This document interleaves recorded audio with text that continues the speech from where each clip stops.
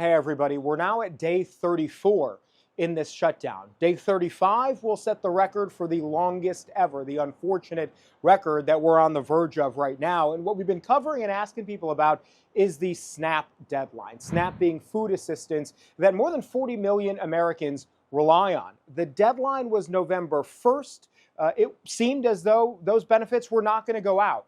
Two judges made rulings that mandated the Trump administration use contingency funds, essentially a rainy day fund, and actually send those benefits out. So what we now have is the Department of Agriculture saying they're going to spend all of that fund to make sure people get benefits, but it's only going to cover 50 to 60% of what people normally would get in terms of funding for their food assistance. So you're still going to have a lot of people that aren't getting the checks they normally would get to feed their families. We were asking today several lawmakers whether that dynamic, whether people missing their full food assistance is going to change anything. Does that bring people to the table and sort of force a negotiation and force Congress to find a way out of this shutdown? This is what the Democratic leader, Hakeem Jeffries, told me.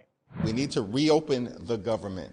We need to find a bipartisan path forward to enacting a spending agreement that actually makes life better for the American people. But we also have to decisively address the Republican health care crisis.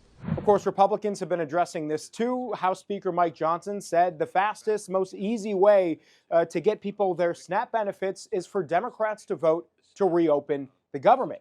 It's a dynamic that we're continuing to watch, as well as federal workers not getting paid, flight delays because you've got air traffic controllers who are also not getting paid, calling out sick. All of that, does that have an impact on when this shutdown ends? We will continue to follow every bit of that throughout this critical week.